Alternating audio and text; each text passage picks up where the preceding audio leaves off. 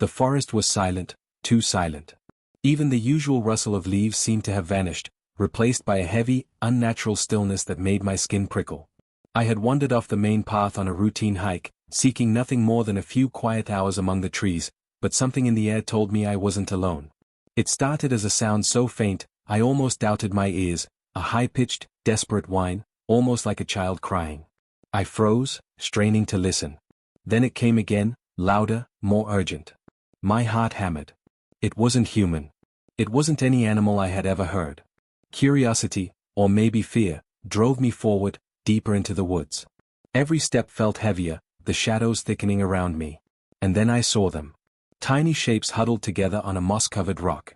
My first thought was that they were strange lizards or birds, their scales shimmering in muted colors. But the shape of their heads, the eyes, large, glimmering, intelligent, made my blood run cold. They were dragons. Real dragons. Baby dragons, no larger than a cat, trembling and weak, their tiny claws scratching at the earth as if trying to reach someone, or something. One of them, slightly larger than the rest, let out a squeal that pierced my chest. It scrambled toward me, collapsing halfway and letting out a pitiful whimper. My instincts screamed to reach out, to help, but I hesitated. Dragons were dangerous, weren't they? I'd read myths, watched movies, thought of fire-breathing beasts of legend, not creatures smaller than my backpack, shivering and pleading before me. And then I saw her. The mother dragon lay sprawled on the ground a few feet away, her enormous wings crumpled around her, one of them bent at an unnatural angle. Blood matted her scales in dark streaks, and her chest rose and fell in ragged, shallow gasps. She was enormous compared to her babies, magnificent even in her pain, her scales catching the scant sunlight in dull flashes of emerald and gold. But she was dying. I dropped to my knees beside the closest baby, feeling its tiny body shake in terror and grief. They weren't just scared, they were terrified of losing her. I could feel it, a raw, desperate intelligence in those eyes, a plea that didn't need words. Help her. Save her. Panic surged through me. What could I do? I wasn't a healer, a mage, or a dragon expert. And yet, somehow, the forest seemed to have drawn me here for a reason. My hands hovered over the trembling creature. I'll try, I whispered, though even I doubted it. The babies chirped, nuzzling against me as if they understood. One brushed its tiny snout against my cheek, warm despite its fear. Another let out a quiet, sorrowful cry. I could hear the mother's labored breathing, the groans of pain that seemed almost human in their despair. Time was running out. I scanned the surroundings, looking for anything that could help, herbs, water, even a safe place to tend to her, but the forest offered little. And then I remembered the old stories my grandmother used to tell me, legends of creatures who could heal or harm depending on the courage of the one who approached. My rational mind screamed at me to leave, to run, to save myself. But my heart would not allow it. I took a deep breath and lifted the mother's enormous head slightly, trying to see the extent of her injuries. Her wing was twisted, scales cracked and bleeding. Her eyes flickered open, and in that instant, I felt it, a flash of recognition, a silent bond forming between us. She wasn't just a wild animal. She understood me. She was asking for help. A chill ran down my spine. How had I ended up here, in this place, with these creatures, tasked with saving a life that was far beyond anything I had ever imagined? I glanced back at the babies, their eyes wide and trusting. They were counting on me. Something deep in the forest shifted, a rustle of leaves like a warning. I didn't know what dangers might be lurking, but I knew one thing with absolute certainty: I couldn't let her die. Not now. Not when those tiny creatures had already placed their fragile hopes in my hands. As the wind whispered through the trees, carrying the faint smell of smoke and iron, I made a decision. Whatever it took, I would find a way to save her. Even if it meant facing things I wasn't ready to face. The forest seemed to close in around me as I scrambled to think. The mother dragon's breathing was shallow now, each gasp a soft hiss that made my chest tighten. I needed a plan, but what could I possibly do? Healing a creature of legend wasn't something I had ever studied in school or read in books. This was beyond anything human hands were meant to touch. And yet, as I looked down at the baby dragons, their tiny bodies quivering with fear and hope, something inside me hardened. I had to try. I had no choice. I recalled an old story my grandmother had told me as a child, a story of dragons who could be healed by rare herbs, enchanted waters, and the courage of a mortal willing to face the forest's dangers. It sounded like a fairy tale, but what else did I have? The baby dragons chirped softly, as if urging me to act. The first step, I decided, was to stabilize her. I gathered some moss and soft leaves, gently patting her wounds, trying to slow the bleeding. Her eyes flickered open, and for a brief moment, I swore she studied me, not with suspicion, but with recognition, as if she knew I was trying. A low, almost inaudible rumble vibrated from her throat, a sound I chose to interpret as encouragement. But I couldn't stay here. I needed the ingredients, herbs that grew only on the cliffside ridge, and the enchanted spring set to run through the heart of the forest. The thought of leaving her terrified me, yet staying meant certain death. I scooped up the smallest dragon, who had curled against my chest, and the others followed, their claws lightly brushing my arms as if they understood the urgency. The path to the ridge was treacherous. Branches clawed at my face, roots twisted underfoot, and the terrain itself seemed to resist me. I moved carefully, feeling the weight of responsibility pressed down like a stone. Every shadow could hide a predator, every rustle could be something far worse than a harmless animal. And then I felt it, a presence. Something watching. The forest had grown darker, the trees whispering secrets I didn't want to hear. The baby dragon stiffened in my arms, hissing softly. I glanced behind a cluster of ferns and froze. A shape moved among the trees, tall, shadowed, and undeniably malevolent. It wasn't human. Its eyes glowed faintly, reflecting a hunger I couldn't comprehend. The legends had never mentioned rivals, but here it was, drawn by the dragons, by their power. I didn't know what it wanted, only that it wanted them, and perhaps their mother. My stomach churned. I had to keep moving. Every second wasted could cost the mother her life. The ridge wasn't far, but the climb was brutal. I stumbled over jagged rocks, carrying 2 baby dragons while the smallest clung to my shoulder. The wind whipped around me, cold and unforgiving, and I could hear the rivals' movements behind me, soft but deliberate. Every step was a test of endurance, every breath a struggle. Finally, I reached the cliffside herbs. Their leaves shimmered faintly in the dim light, and I felt a surge of relief. Carefully, I gathered as many as I could carry, whispering to the baby dragons that we were almost there. Their soft chirps were my only comfort against the fear gnawing at my chest. Next came the enchanted spring. It lay at the center of a hidden glade, guarded by the forest itself. The water glowed faintly, pure and cold, and I knew this was the final piece. I knelt by the spring, scooping up the water in my hands, feeling a strange energy pulse through my fingers. It was as if the forest itself was lending me its power. I had the ingredients. Now all that remained was to get back. And that was when the shadow struck. From behind, the rival lunged, fast and silent. I barely had time to step aside, and a low growl vibrated in my chest. The baby dragons hissed, and to my astonishment, flames flickered from their tiny mouths, weak but determined. They weren't helpless, they were fighting, just as I was. Together, we drove the shadow back, enough to give me a chance to escape.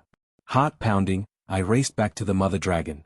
She was worse now, her breath shallow, her body trembling. But when I approached with the herbs and water, the baby dragon squealed, nudging her toward me. I began the ritual, placing the herbs and letting the enchanted water flow over her wounds. Her chest heaved violently, pain racking her enormous body. For a moment, I thought I had failed. But then, a soft glow spread through her scales. A low rumble of life vibrated in the air. The mother dragon's eyes opened fully, fixed on me, and I felt the bond solidify. I had done it. She was alive. The babies chirped in relief, curling against her. And I, drenched in sweat and mud, felt a mix of exhaustion and wonder. I had faced the forest, the shadow, and the impossible, and I had saved them. But even as I caught my breath, I knew this was only the beginning. Something had been drawn to them, something powerful and dangerous. And the forest had not finished testing me yet. The glow faded slowly, like embers dying after a long night, but the warmth it left behind lingered in the air. I stayed frozen beside the mother dragon, hardly daring to breathe. Her chest still rose and fell, uneven but stronger than before. Alive. She was alive. But something wasn't right. The forest had gone quiet again, too quiet. Not the peaceful silence from before, but a tense, suffocating stillness that made every instinct scream at me to move. The baby dragons felt it too. Their earlier joy vanished, replaced with sharp, uneasy chirps. One of them pressed against my leg, trembling. Another lifted its tiny head, scanning the shadows with wide, glowing eyes. And then the mother dragon moved. It was slow, painful, but deliberate. Her massive head lifted slightly, golden eyes locking onto mine. This time, there was no haze of pain clouding them. They were clear. Aware. Intelligent. A low rumble escaped her throat, not threatening, but warning. I didn't understand the sound, but somehow, I felt its meaning. Run. The ground beneath us trembled. Not violently, but enough to send loose leaves skittering across the forest floor. A distant crack echoed through the trees, like something massive snapping wood as if it were twigs. My heart dropped. "It's back," I whispered.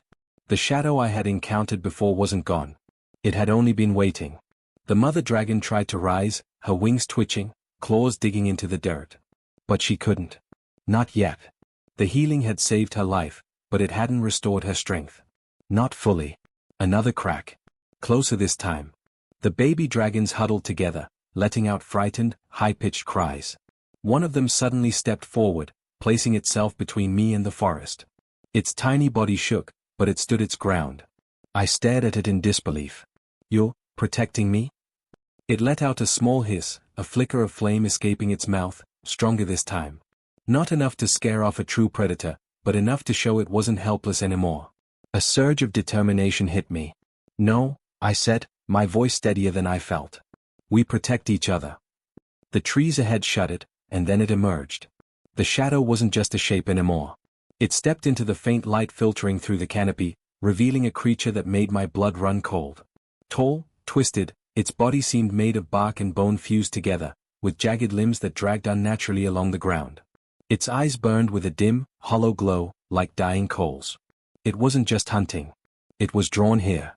To the dragon, I muttered, realization hitting me. Or the magic.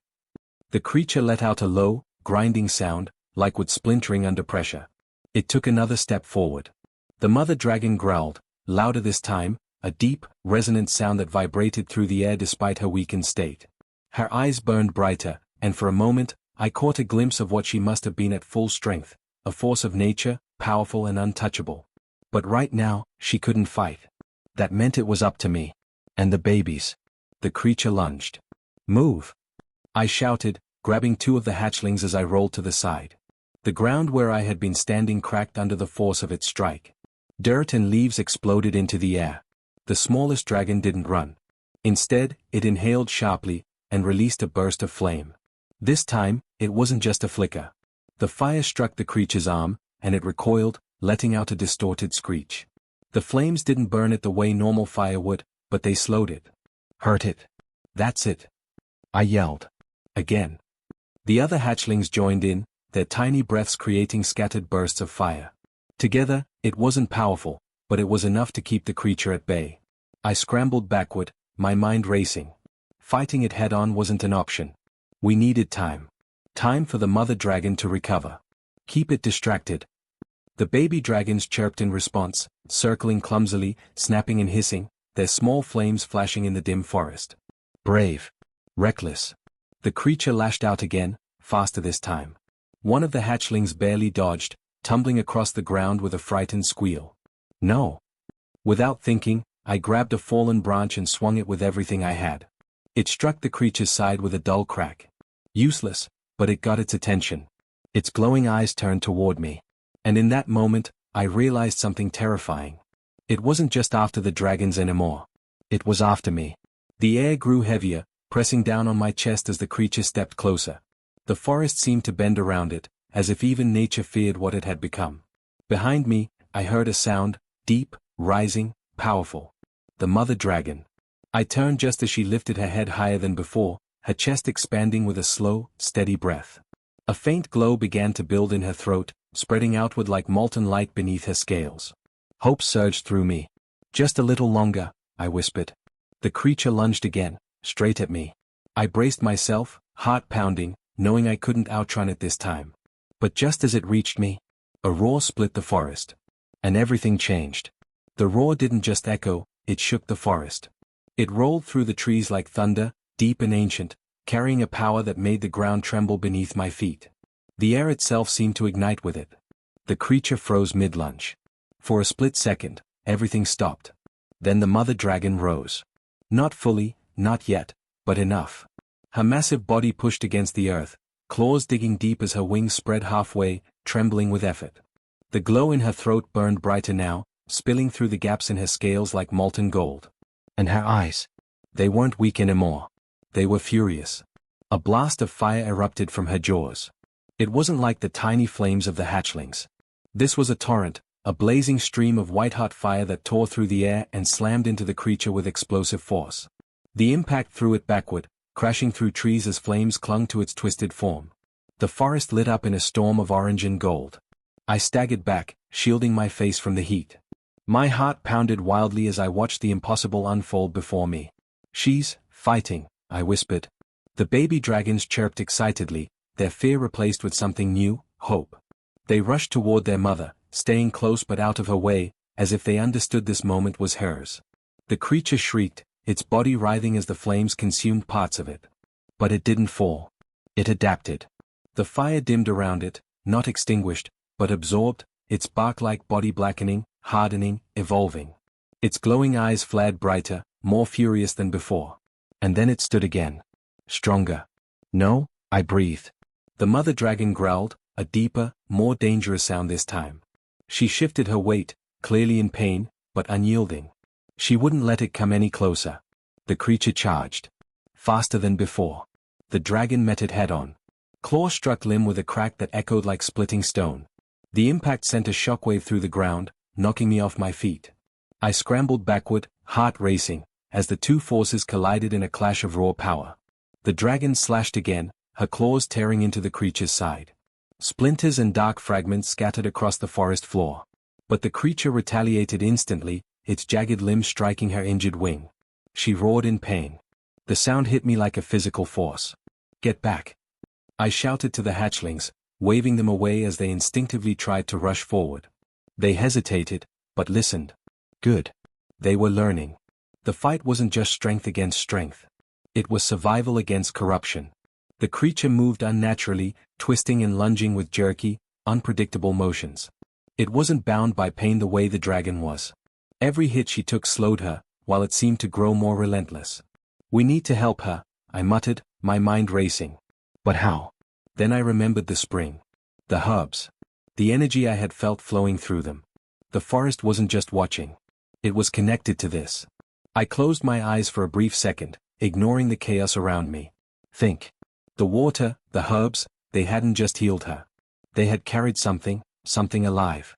"Come on," I whispered, clenching my fists. "If you helped once, help again." The ground beneath my hands felt warm. Not from the fire. From something deeper. My eyes snapped open. Faint lines of light, barely visible, ran through the earth like veins, pulsing softly. Energy. The same energy I had felt at the spring. The forest's magic. I understand. I pressed my hands to the ground, focusing on that pulse, trying to follow it, guide it, just like the water had flowed over the dragon's wounds. At first, nothing happened. Then, a faint glow spread outward from beneath me, traveling across the forest floor toward the mother dragon. It wrapped around her legs, her wings, her body like threads of light. She reacted instantly. Her head snapped toward me, eyes wide, not in fear, but recognition. "Take it," I shouted, my voice barely audible over the chaos. "Use it." The creature lunged again, aiming straight for her throat. But this time, she was ready. The glow surged through her, and her body straightened, strength flooding back into her limbs. Her wings flared wider, no longer trembling. Her chest expanded as she drew in a massive breath. And then, she unleashed everything. The fire that erupted this time wasn't just flame. It was power. Blinding, roaring, unstoppable. It engulfed the creature completely, tearing through its hardened form, burning away the darkness that held it together. The creature let out one final, distorted scream. And then it shattered.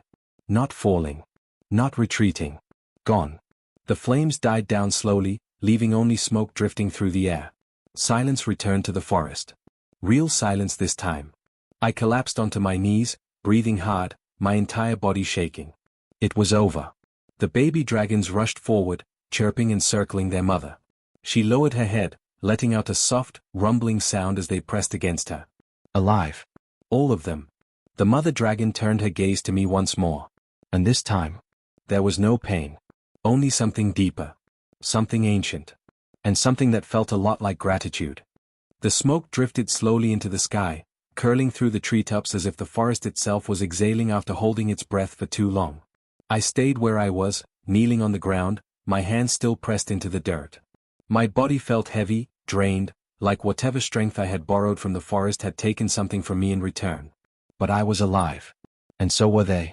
The baby dragons huddled around their mother, chirping softly, their earlier fear now replaced with relief and warmth. One of them, the smallest, broke away and stumbled toward me. Its tiny wings fluttered weakly as it climbed into my lap, letting out a quiet, content sound. I let out a shaky laugh. Yeah, we made it. The mother dragon shifted, her massive form moving with far more control now. She wasn't fully healed, I could see that in the slight hesitation of her wings, the careful way she balanced her weight, but she was no longer on the brink of death. She was strong. Her head lowered slowly until her golden eyes were level with mine.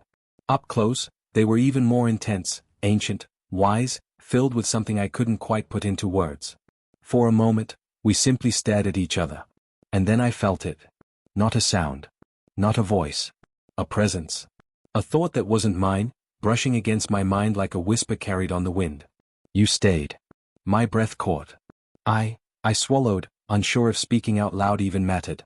I couldn't just leave you. Her gaze softened, just slightly, but enough that I noticed. The connection between us deepened, not forced, not overwhelming, but steady and real. Images flickered at the edge of my mind, flashes of fire in the sky, vast mountains, endless horizons. Her memories. Her world. And then, darkness. A shadow spreading across those same skies. My expression tightened. That thing, it wasn't the only one, was it? The mother dragon didn't answer directly. But I didn't need words. I already knew. The forest hadn't just been attacked. It had been found. A soft nudge pulled me back to the present. One of the baby dragons had climbed onto my shoulder, curling its tiny tail around my neck like it belonged there. Another sat at my feet, looking up at me with wide, curious eyes. You guys are getting attached, I said quietly, though I couldn't help but smile. A low rumble came from the mother dragon, not a warning this time, but something gentler. Almost amused. She slowly pushed herself upright, her wings extending further now, catching the faint light filtering through the trees. The sheer size of her was breathtaking. Even injured, she was powerful beyond anything I had ever imagined. The hatchlings quickly gathered around her, but they didn't stop glancing back at me. That feeling hit me again. Not fear. Not urgency. But something heavier. A choice.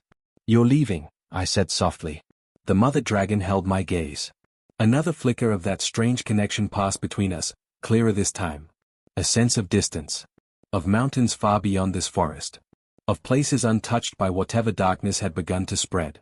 A safe place. For now. I nodded slowly. That's probably for the best. The smallest hatchling let out a protesting chirp, tightening its grip on my shoulder. I gently lifted it, holding it in both hands. Its tiny eyes met mine, and for a second, I hesitated. Hey, I whispered. You've got her. You'll be okay. It didn't look convinced. Honestly, neither was I. I carefully set it down with the others. They huddled close to their mother, but their attention never fully left me. The mother dragon stepped forward one last time. Slowly, deliberately, she lowered her head again, this time pressing it lightly against my shoulder. The contact sent a warm pulse through me, stronger than before. A mark. Not visible. Not physical. But there. I felt it settle deep within me, like a quiet flame that would never fully go out. My eyes widened slightly. What was that? Her gaze lingered on me for a moment longer. You are not alone. The message was clearer this time. Stronger. And then she turned. With a powerful beat of her wings, she lifted herself into the air.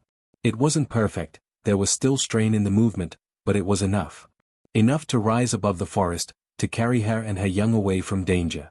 The hatchlings followed, clumsy but determined, their small forms catching the air as they stayed close to her. I stood there, watching until they disappeared beyond the treetops. Gone. The forest felt different now. Quieter, yes, but not empty. Changed. I exhaled slowly, running a hand through my hair. So, that happened. A faint warmth pulsed in my chest again. The mark. The connection. And with it, a feeling I couldn't ignore. This wasn't over. Not even close. I turned back toward the path I had come from, but stopped after a single step.